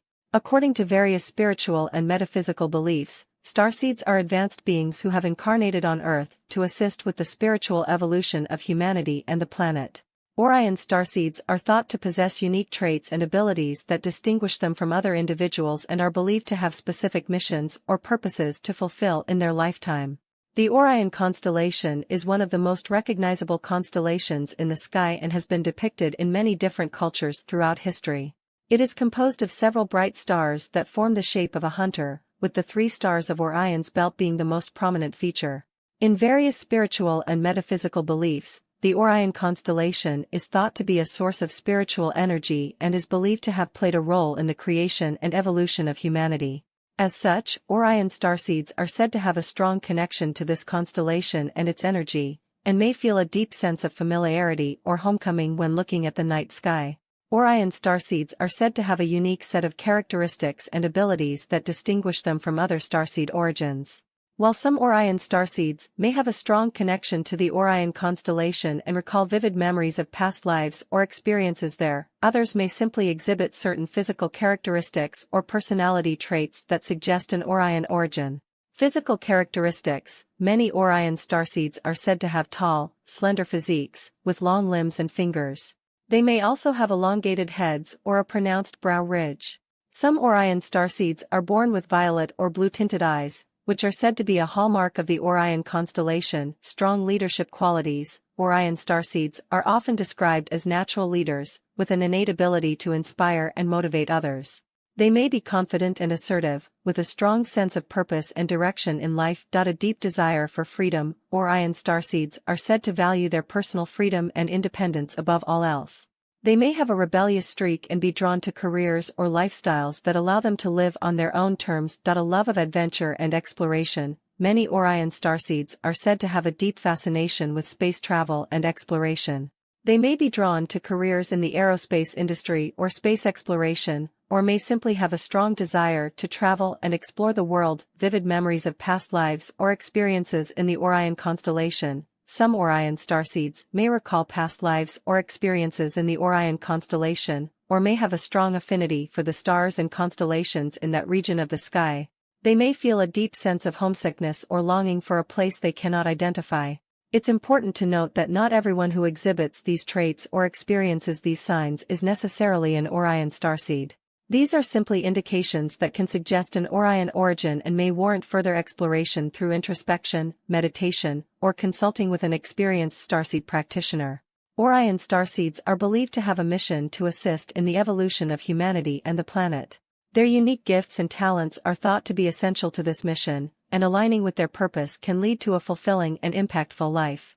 The Orion mission is focused on bringing about positive change on Earth and helping humanity to evolve to a higher level of consciousness. Orion starseeds may feel a strong sense of purpose and a deep desire to make a difference in the world. They may be drawn to careers in leadership, politics, or activism, and may have a strong desire to effect change on a global scale. One of the unique gifts that Orion starseeds bring to their mission is physical strength and endurance. They may have a natural athleticism and may excel in sports or other physical activities. They may also have a strong sense of leadership and may be skilled at inspiring and motivating others to take action. Orion starseeds are also believed to have a deep connection to nature and the environment. They may be drawn to outdoor activities and may feel a strong affinity for animals and the natural world. They may be passionate about environmental activism and conservation efforts. In addition, Orion starseeds are thought to possess a heightened sense of intuition and psychic abilities, which can be used to guide and support others on their spiritual journey. They may have a strong connection to the spiritual realm and may be drawn to practices such as meditation, energy healing, or shamanic journeying. Aligning with one's mission and purpose as an Orion starseed is essential to living a fulfilling and impactful life. By tapping into their unique gifts and talents, Orion starseeds can make a positive contribution to the world and help to bring about the evolution of humanity and the planet. Thank you for watching Starseed TV. Please don't forget to like and subscribe. Thank you with love and gratitude. See you in my next video. That was an incredible video. So yeah, I love sharing other people's content as well, because we're all a community here on this earth. And we all have different ways to translate knowledge and information. So if you guys like any of these clips that I share, just know that they are coming from other channels and other individuals that are putting their time and energy into this. And feel free to support them as well. Like and share their channels, subscribe. It's all about community here for us. We bridge here at ChristoLight. But yeah, that was some starseed traits to help you identify if maybe you're an Orion being, or if you know some that are in your family or around you.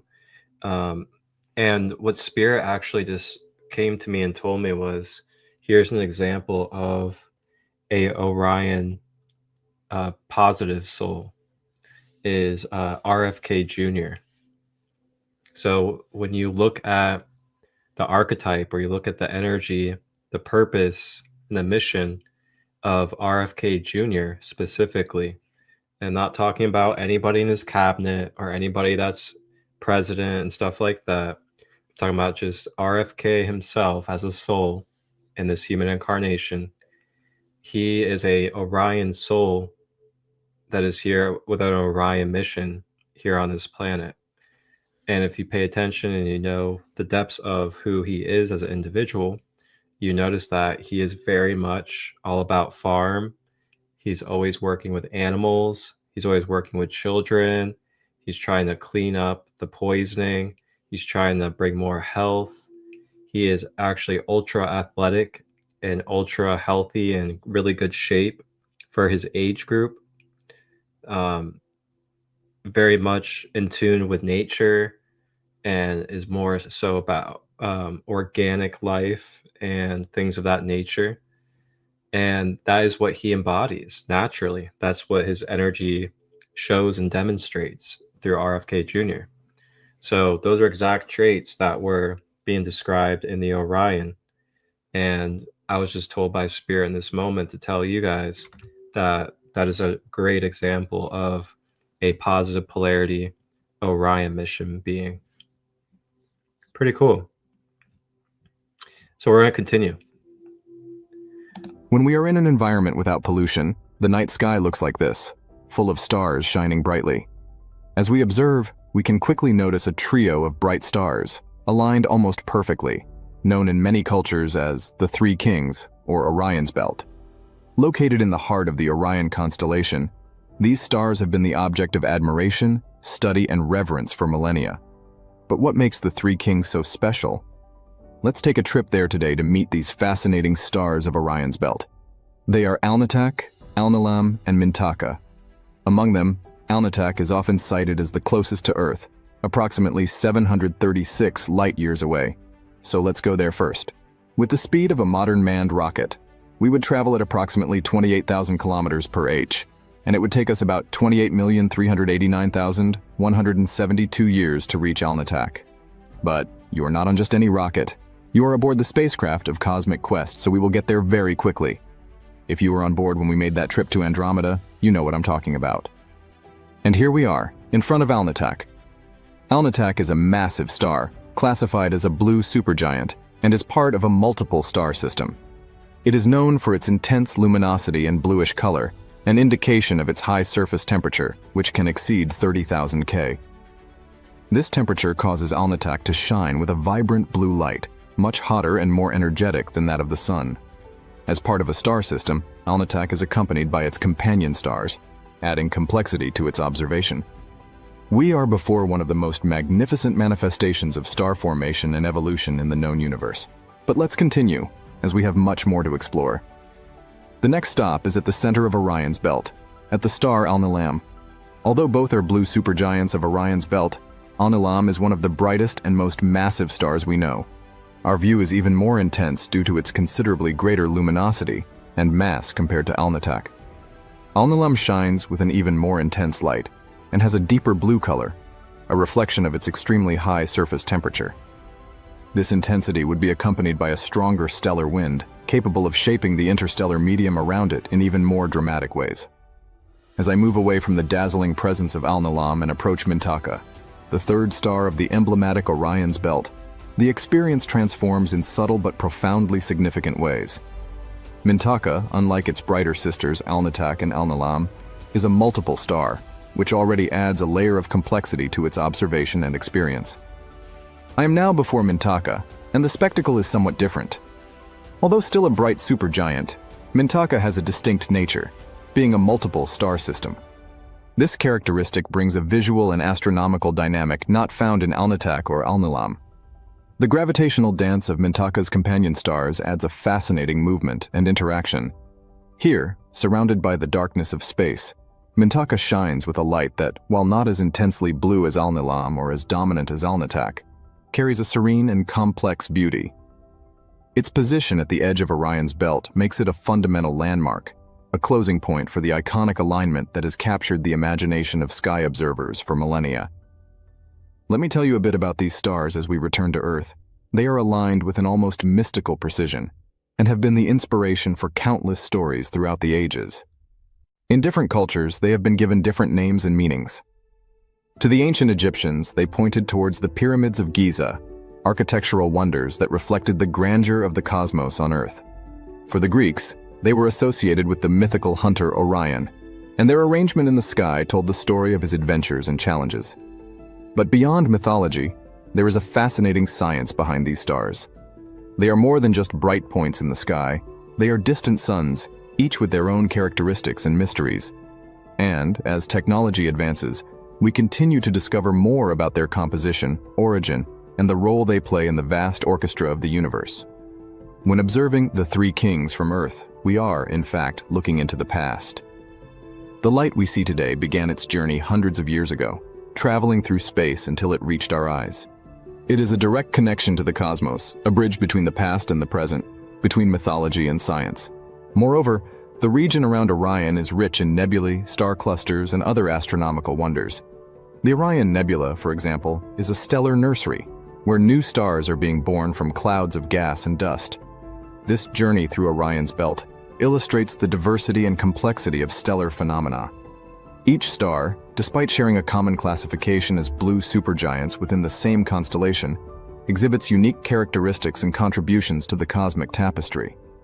Alnitak, Alnilam, and Mintaka serve not only as beacons within the night sky, but also as windows into the mechanisms of stellar evolution, from the forces shaping their formation to the intricate dance of gravity binding them in systems.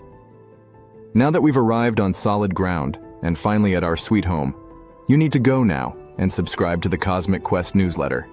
It's there that you'll find your ticket for the next journey through the universe. And there, you can choose to receive updates inspired by the phases of the moon. Here's the deal. The first 300 people to sign up will enter our premium list, and the first 30 will also get an exclusive ebook. But hurry, because the number of subscribers for the promotion is almost reached. The link is in the pinned comment below.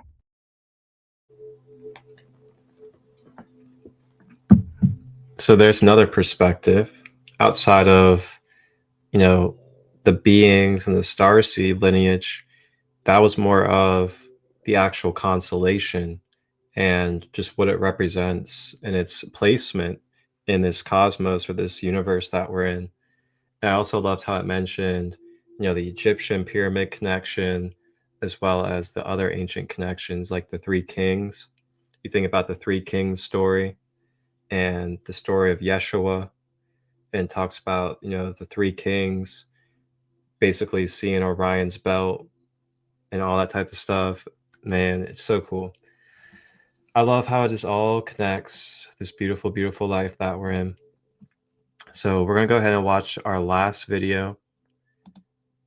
You guys enjoy this, and then we'll close out for today. This has been a beautiful space. It really feels so connective and really felt like home today for some reason. I think for a lot of us, we got a lot of answers about the state of the world, what's been going on for so long, and what we're also becoming aware of here on this planet, and the connection to our galactic and universal history. The Orion constellation lies in the northern sky, on the celestial equator. It is one of the brightest and best-known constellations in the night sky. Orion is also known as the Hunter. It is associated with the mythical hunter Orion, who is often depicted in star maps as either facing the charge of Taurus, the bull, or chasing after the hare, represented by the constellation Lepus, with his two hunting dogs, represented by the nearby constellations Canis Major and Canis Minor. Orion is easily located in the sky by the three bright stars in a row that make up Orion's belt, which is one of the most familiar asterisms in the night sky, along with the Big Dipper and the Southern Cross in southern latitudes. Starting with the top one, in the northern hemisphere, the names of these three stars are Mintaka, Alnilam, and Alnitak. Two of the three stars that form the belt of Orion are supergiants. The Orion constellation is home to the most important portal in our galaxy, the Orion portal. This interdimensional portal connects different dimensions, allowing beings to travel between them. With enough energy, they can even control those dimensions and create a new universe. Due to its strategic significance, Orion has become a target for many extraterrestrial species and has a very complicated history. There were many species living in the Orion constellation, including Lyran and vegan refugees who fled to Orion after the Lyran Draconian Wars, Greys, reptilians, amphibians, insectoids, and others. The Orion constellation was home to many beings, and one of the organizations present there was the world's agriculturalists. These beings are very large, about twice the size of a human. They have human-like bodies with heart-shaped ant heads. Their eyes resemble those of ants, but they have human mouths. Their skin changes color according to the sun, and its texture is similar to that of fish scales. They traveled through other star systems and galaxies in a spaceship that resembled a lotus flower, with many petals that opened and closed like a lotus. They stored the genetic information of every species in chambers that looked like flowers. This information was shared across planets and Orion. Their mission was to seed genetic information on various conscious planets, storing it in different places as a safeguard in case something catastrophic happened. They were working to build greenhouses on every planet. For them, the universe was not called God, but the tree. They believed the universe functioned like a tree, with each planet being a fruit of this tree. To them, God was represented by the main white tree, from which many planets, the fruits, grew. Their role was to collect seeds of DNA and information, store them in greenhouses, and later retrieve this data to seed other planets, ensuring that the information was never lost. They worked closely with another species from a planet near Rigel that was responsible for identifying worlds in the process of evolution. This species informed the agriculturalists where to go and which DNA to collect. The agriculturalists then brought that information back to their planet and analyzed the cells and materials in a holographic lab. In this lab, they could magnify the cells and manipulate them using their fingers through vibration. They reorganized the DNA patterns to balance them with the information from their own worlds. They performed DNA modifications to adapt certain species to different planets. These Orions sought out planets that were in the process of awakening to consciousness so that the harvested information would be conscious rather than unconscious. If information were seeded in unconscious worlds, it wouldn't properly connect with the self. That's why they were trying to reach conscious planets that were attempting to communicate with the self. This is why Earth and humanity were chosen to be among the conscious seeds for the agriculturalists to harvest information from, to be seeded throughout the galaxy as Earth began its journey toward awareness and spirituality. During the Orion Wars, many agriculturalists pointed to Earth, saying, "We need to bring our information there and become the information ourselves."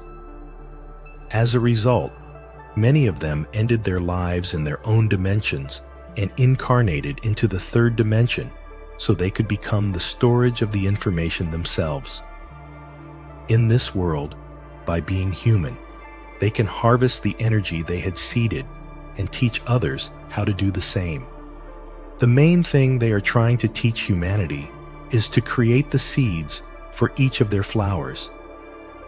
That's why, in the history of many cultures, they taught about chakras, which represent the flowers that generate the energy needed to nourish the whole body and themselves. If we can work with enlightenment properly, focusing on the flowers in our bodies, we can become the seeds that feed not only other species in the galaxy, but also the entire universe. The world's agriculturalists are the ones seeding information to the greenhouse worlds of food and using their energy to nourish the galaxies and the entire universe.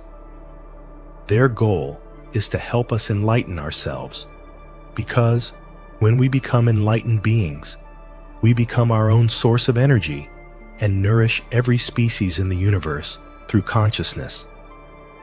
They are working to enhance the seeds as much as possible, making them better and more enlightened. They are among the seeders of Earth and humanity.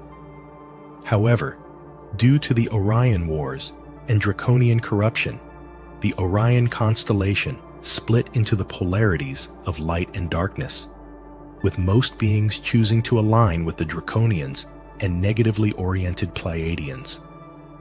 They formed the reptilian Anunnaki Grey social memory complex, which operates for service to self and exerts influence over other planets.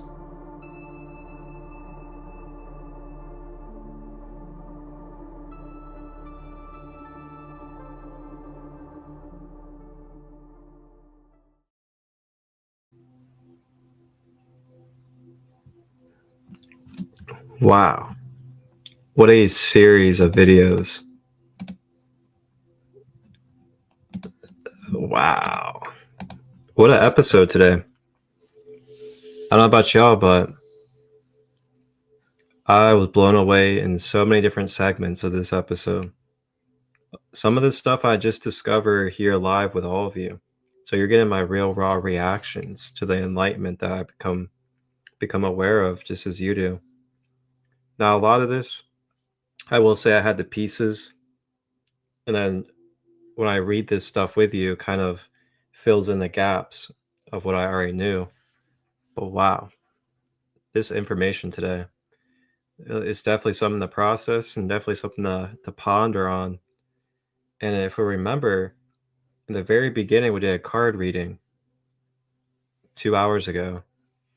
And that card reading was from the Egyptian Oracle deck. And that card that came out was about, oh gosh, could I recall what it was about? It was about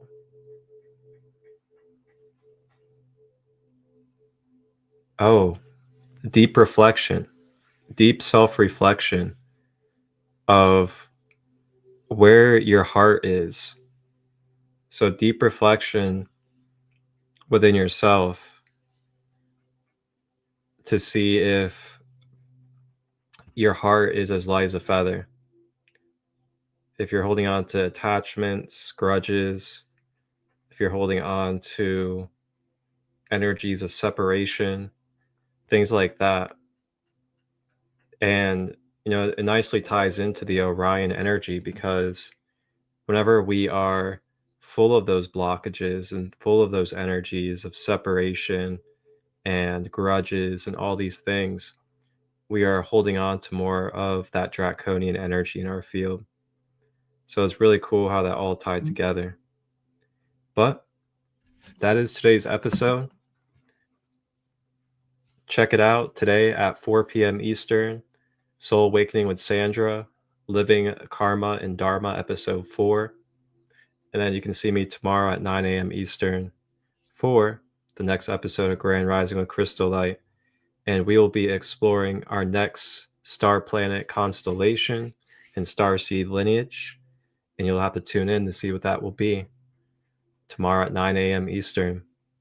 Then tomorrow at 8 p.m. Eastern, The Raw Material Law of One, Ascending Beyond Limitations, episode 72.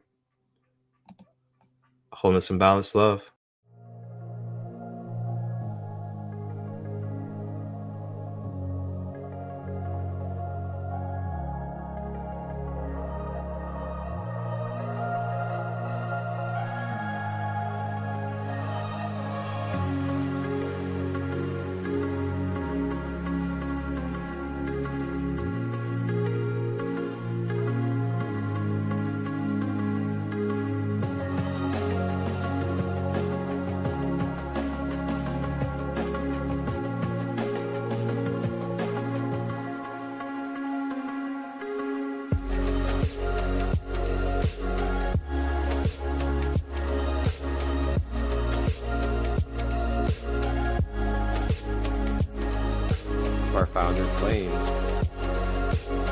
This right here is an embodied form of the violet ray spectrum.